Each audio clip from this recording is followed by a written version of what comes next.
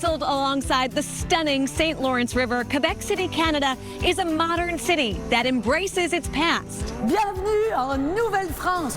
From its French-speaking natives and charming cobblestone streets to these panoramic views from Dufferin Terrace, it's different here. It's European without getting on a plane. So let the funicular begin as Chronicle explores La Ville de Quebec. This is Chronicle on WCVB Channel 5. Head north through Vermont and you'll soon discover the place where New England ends and New France began.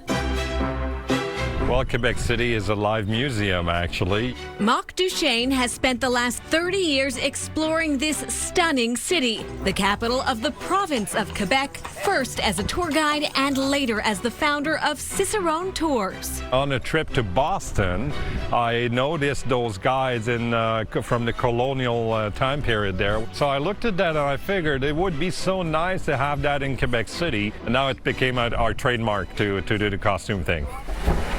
Bonjour. Bonjour, madame. Welcome to the Fairmont Le Château Frontenac. Our journey starts appropriately at the place most often associated with Old Quebec City. It's one of the most iconic and photographed hotels in the world, the Fairmont Le Château de Frontenac. My name is Bruce Price, architect of the hotel. Let me take you on a tour. Spectacular job. This grand structure first opened in 1893 when the actual Bruce Price, the inspiration for our Cicerone guide on this tour, completed what would become a Canadian national treasure and his signature work. So the hotel had a grand inspiration. Absolutely. The CP Railway Company wanted their hotels to look like castles. This one, in part, was inspired by the Château de Versailles. A location this grand is bound to attract a few famous guests. Winston Churchill came here with Franklin Delano Roosevelt, American president. Hollywood movie stars like Steven Spielberg, Leonardo DiCaprio. And I think I saw Bond, James Bond. James Bond, the one and only. When Hollywood royalty became actual royalty, the world fell in love with Princess Grace de Monaco. Grace Kelly, my goodness. If you're looking for the royal treatment, you can stay in this suite that bears her name. And when was she here? She was here for the Winter Carnival in 1969. She was a guest of honor. The suite includes personal items on loan from her estate and this, her actual winter throne. I'm definitely posting this.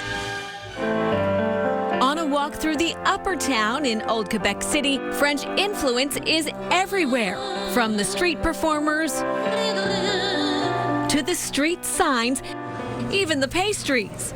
It's delicious. To understand why, we take a trip down the Escalier Casse-Cou, or breakneck stairs, to Lower Town. It is about 95% Francophone. The Anglophone population is tiny.